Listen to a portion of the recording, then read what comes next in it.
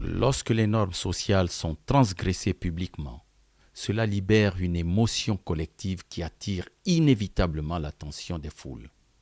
Carl Jung.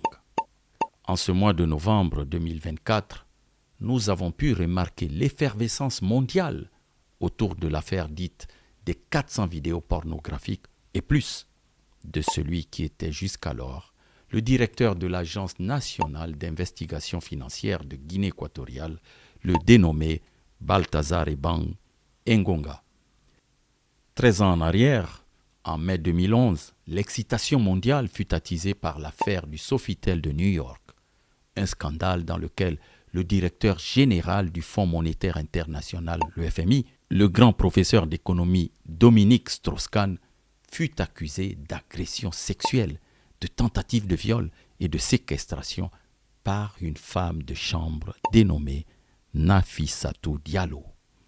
Juste avant le passage en l'an 2000, c'était entre 1998 et 1999, la plus grande puissance économique du monde fut secouée par la Monica Gate, une affaire qui avait défrayé la chronique lorsqu'il fut rendu public que Monica Lewinsky, une jeune stagiaire à la Maison-Blanche, avait eu une relation avec Bill Clinton, alors président américain. Le scandale séduit parce qu'il viole l'ordre sacré de la société. Il révèle les faiblesses humaines transformant les individus en symboles de transgression, dit René Girard. Les scandales sexuels attirent parce qu'ils touchent à des tabous profonds, souvent liés à la morale et à l'intimité, et déclenchent des réactions émotionnelles fortes comme la fascination, la honte ou le jugement. Psychologiquement, ils permettent au public de vivre indirectement des transgressions sans en subir les conséquences et projettent des désirs ou frustrations réprimées. Au niveau individuel, cet intérêt s'explique par la curiosité inconsciente envers la sexualité refoulée. Sur le plan collectif, les scandales deviennent des spectacles médiatiques où les normes sociales et morales sont mises à l'épreuve, rendant les failles des personnalités publiques, politiques, particulièrement captivantes pour la société. Mais qu'est-ce qui fait qu'on en arrive à de tels scandales? L'énergie sexuelle est la plus puissante de toutes les énergies humaines. En apprenant à la transmuter, elle devient un levier pour le succès. Mais mal dirigée, elle peut causer une grande instabilité dans les relations et détourner l'individu de ses véritables ambitions. Napoléon Hill. Hill explique ici que l'énergie sexuelle, si elle n'est pas contrôlée, peut causer de graves perturbations, des distractions et même des échecs, tandis que, bien dirigée, elle est une source de puissance, de motivation et de créativité. Il est donc essentiel de connaître l'énergie sexuelle afin de comprendre comment en faire une force constructive pour soi et pour la société tout entière. C'est justement ce que je vais t'expliquer dans cet enseignement. Si tu es nouveau ici, je t'invite à t'abonner en appuyant sur la cloche des notifications pour ne plus rater l'occasion ou l'opportunité d'amener ta vie à un niveau supérieur. Commençons par comprendre l'origine de l'énergie sexuelle. À l'adolescence, un changement profond se produit dans le corps et l'esprit. C'est une période de métamorphose où les hormones, les émotions et les perceptions évoluent et où le jeune découvre la sexualité comme une force à la fois intrigante et déroutante. Il ressent un mélange de curiosité, d'excitation et parfois d'inquiétude, car il se trouve en pleine exploration de lui-même et de ses désirs. Souvent, la sexualité apparaît comme une énigme, un territoire mystérieux à déchiffrer sans toujours avoir les repères nécessaires pour en saisir toute la profondeur.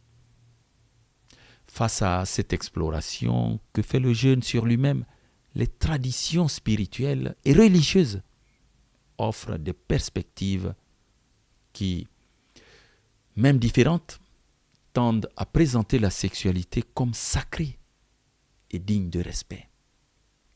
Dans les religions abrahamiques, c'est-à-dire le judaïsme, le christianisme et même l'islam, la sexualité est encadrée par des valeurs de pureté, de fidélité et de maîtrise de soi.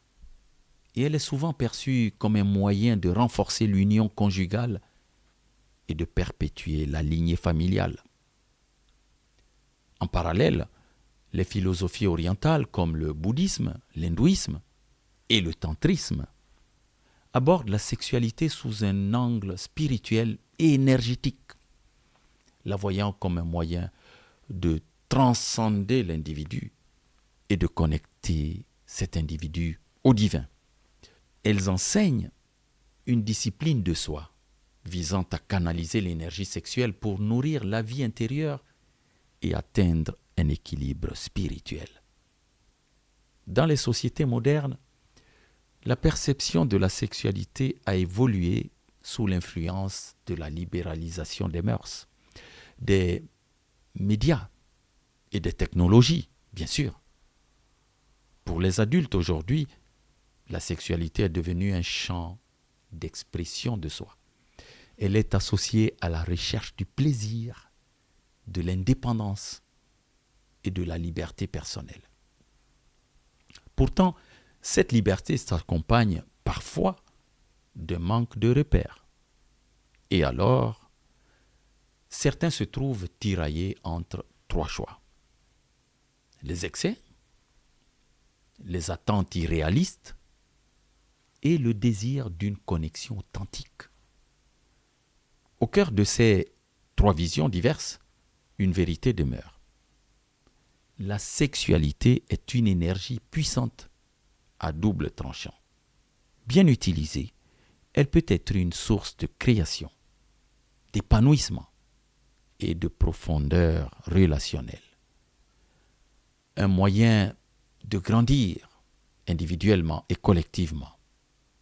Mais mal maîtrisée cependant, elle peut devenir une force destructrice, générant déséquilibre, dépendance et souffrance. Selon la pensée de Sigmund Freud, certains comportements ou symptômes de souffrance mentale, comme l'anxiété, les obsessions ou certaines peurs, peuvent apparaître quand des désirs liés à la sexualité ne peuvent pas être satisfaits dans la vie réelle. Les symptômes névrotiques apparaissent chaque fois qu'un désir sexuel ne trouve pas de satisfaction dans la réalité, nous dit Sigmund Freud. Ces désirs refoulés, car impossibles à réaliser ou inacceptables pour la personne, se transforment en tension psychologique.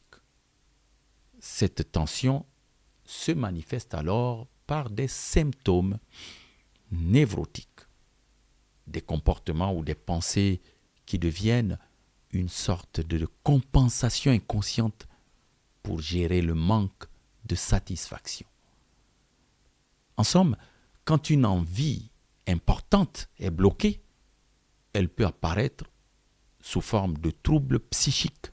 Donc, tu as bien entendu, l'énergie sexuelle mal canalisée engendre des troubles psychiques, des symptômes névrotiques. Quels sont ces symptômes? Leurs effets, leur évolution. La première chose que tu dois savoir est que la mauvaise utilisation de l'énergie sexuelle est une source de problèmes dévastateurs dans les relations amoureuses et même dans nos sociétés modernes. Dans les couples, elle conduit souvent à l'infidélité, à l'obsession de la nouveauté, à l'érosion de la confiance. Elle rend les liens instables et fragiles. Mais, mal canalisée, l'énergie sexuelle peut transformer un besoin de connexion profonde en une quête compulsive de gratification immédiate. Or, pour bâtir une relation durable et enrichissante, des ingrédients comme le respect, l'engagement, sont plus que nécessaires. Dans la société, l'usage excessif ou mal orienté de l'énergie sexuelle encourage la normalisation de comportements destructeurs. On peut citer la tendance à regarder toute personne en face de nous comme un objet de désir. On appelle ça l'objectification. C'est regarder la personne comme étant un meuble. On peut aussi citer des comportements addictifs comme le voyeurisme, la pornographie. Tout cela contribue à enfermer les gens dans des relations totalement superficielles, peu satisfaisantes, voire frustrantes. La généralisation de tels comportements crée une culture de consommation des relations où l'autre devient simplement un objet de plaisir. Cela dégrade l'image de l'intimité et dévalorise les échanges sincères. Dans la psychologie de l'inconscient, le grand psychanalyste suisse, Carl Jung, déclare « Le mauvais usage de la libido déforme la nature même des relations humaines, les transformant en projections de désirs inassouvis plutôt qu'en véritable connexion. » Jung décrit l'énergie sexuelle ou libido comme une force de vie dont la mauvaise utilisation peut pervertir les relations en simple projection de désirs personnels, empêchant l'établissement de liens profonds et sincères. Cette mauvaise utilisation impacte l'estime de soi collective et la perception du respect mutuel. Devenant une déviance, elle entraîne des conséquences psychologiques comme, je l'ai dit, l'anxiété, la solitude, la recherche insatiable d'une validation extérieure. Les effets vont au-delà des individus et se répandent dans la société et le monde entier. Parmi les effets les plus révélateurs, il y a les scandales sexuels dont j'ai parlé au début. Ils se propagent facilement et rapidement.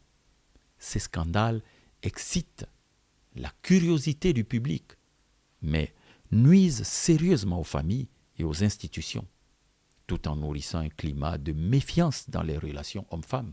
Ainsi, il est évident de comprendre que la mauvaise gestion de l'énergie sexuelle contribue à une société plus déséquilibrée, qui favorise ou qui valorise le plaisir instantané aux dépens des connexions humaines profondes. Elle empêche l'individu et la société de réaliser leur potentiel en détournant l'énergie créative de son rôle constructif et en la transformant en une source de division et de souffrance. Si vous n'apprenez pas à canaliser votre énergie sexuelle, elle dominera votre vie, vous poussant à poursuivre plaisir après plaisir, vous laissant finalement vide. Par ces termes du livre « Le chemin vers la voie de l'homme supérieur », David Deida met en garde contre la recherche compulsive de plaisir lié à l'énergie sexuelle mal dirigée, qui peut créer une dépendance aux satisfactions superficielles, tout en laissant l'individu en quête de profondeur et de sens. Pour résumer, je dirais en termes plus directs que l'utilisation incontrôlée et désordonnée de l'énergie sexuelle pose de gros problèmes au niveau personnel et dans la société moderne en général. Elle est, je pense, la racine des maux tels que l'impudicité, c'est-à-dire l'immoralité et le manque de pudeur, la pornographie, la tromperie, l'adultère, les conflits de couple, les séparations, les divorces, les rivalités, la suspicion, les incestes, les crimes passionnels, les viols, la prostitution, le proxénétisme, l'esclavage sexuel, la pédophilie, les déviances et trafics de tout genre. Comment peut-on éviter ces risques et conséquences en ces temps modernes? Avant de voir les solutions modernes, examinons ce que j'appelle les solutions ancestrales, les solutions de nos anciens. Il s'agit ici de voir quels mécanismes les sociétés traditionnelles anciennes ou celles qui subvivent encore actuellement ont adopté pour éviter que la mauvaise utilisation de l'énergie sexuelle engendre des problèmes dans la famille, le groupe, le clan, la nation même. À ce stade de l'avancement de l'enseignement, je t'invite à t'abonner à la chaîne en appuyant sur la cloche des notifications et à soutenir, si tu le souhaites, la chaîne en appuyant sur le bouton « Rejoindre ». Poursuivons. Lorsque l'énergie sexuelle est réprimée ou mal utilisée, elle crée des perversions, de la violence et un désir désespéré de satisfaction qui ne peut jamais être comblé. Elle devient une source d'agitation et de malheur, nous dit Osho. Osho souligne ici que l'énergie sexuelle, mal canalisée, conduit à des comportements destructeurs, créant un cycle d'insatisfaction et d'excès qui empêche l'épanouissement personnel et relationnel. Nos anciens avaient-ils trouvé des solutions pour canaliser cette énergie? La réponse est oui. Le but était de préserver l'équilibre social, familial et communautaire. Les sociétés traditionnelles anciennes ou actuelles avaient recours à des stratégies ou des mécanismes assez intéressants pour canaliser l'énergie sexuelle. Dans de nombreuses cultures, des rites de passage encadraient le passage à l'âge adulte et enseignaient aux jeunes le respect des relations amoureuses et l'importance de la retenue et du respect. Ces rituels servaient à responsabiliser les individus vis-à-vis de leurs désirs et à comprendre que l'énergie sexuelle peut être sublimée pour renforcer la cohésion du groupe et l'harmonie familiale, bien sûr.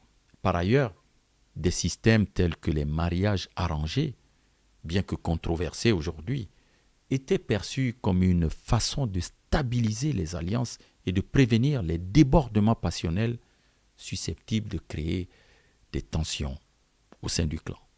Les tabous et les valeurs morales strictes comme l'honneur, la fidélité, avaient une fonction de maintenir une certaine retenue et tout écart majeur était souvent socialement sanctionné.